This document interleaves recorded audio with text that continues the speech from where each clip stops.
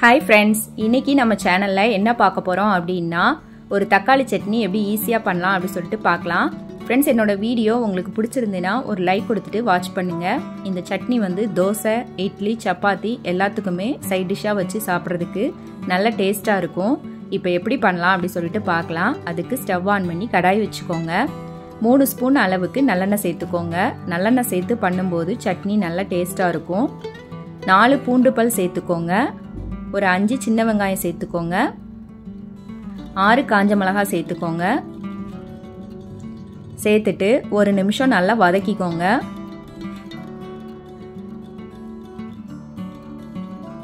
நான் வந்து 3 தக்காளி பழம் எடுத்து கட் பண்ணி வச்சிருக்கேன். தக்காளி பழம் சேர்த்துக்கலாம். 3 தக்காளி பழத்துக்கு 6 காஞ்ச மிளகாய் அளவு கரெக்டா இருக்கும். உங்களுக்கு காரம் தேவைப்பட்டதுன்னா எக்ஸ்ட்ரா ஒரு காஞ்ச மிளகாய் சேர்த்துக்கோங்க. இது ஒரு 3 நிமிஷம் நல்லா வதங்கட்டும். நல்லா வதங்கின பிறகு நல்லா ஆற வச்சுட்டு ஒரு மிக்ஸி ஜார்ல சேர்த்துட்டு மிக்ஸி ஜார்ல சேர்த்துக்கோங்க. தேவையான அளவுக்கு உப்பு சேர்த்துக்கோங்க. கொஞ்சமா காயத்தூள் சேர்த்துக்கோங்க. சேர்த்துட்டு நம்ம நல்லா ஃபைன் பேஸ்டா அரைச்சி எடுத்துட்டு வந்துடலாம். இப்போ இதுக்கு தாளிப்பு கொடுத்துடலாம். அதுக்கு கடாயில நல்லெண்ணெய் சேர்த்துக்கோங்க.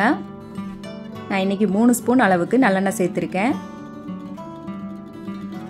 1 ஸ்பூன் அளவுக்கு கடுகு சேர்த்துக்கோங்க. கொஞ்சமா கருவேப்பிலை சேர்த்துக்கோங்க. சேர்த்துட்டு நம்ம இப்போ அரைச்சு வச்சிருந்த சட்னியை சேர்த்துடலாம்.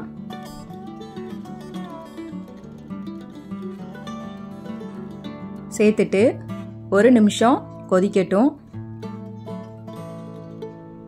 அவ்வளவுதான், நமக்கு ஈஸியான ஒரு தக்காளி சட்னி ரெடி ஆயிடுச்சு.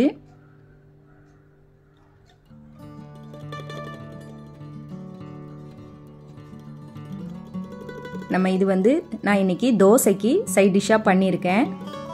இட்லி சப்பாத்திக்கும் நம்ம சைட் டிஷ்ஷா வச்சு சாப்பிட்றதுக்கு நல்ல டேஸ்டா இருக்கும். அவ்வளோதான், ஒரு சிம்பிளான தக்காளி சட்னி ரெடி ஆயிடுச்சு. ஃப்ரெண்ட்ஸ், என்னோட வீடியோ பிடிச்சிருந்தேன்னா லைக் பண்ணுங்க, ஷேர் பண்ணுங்க. தேங்க்யூ.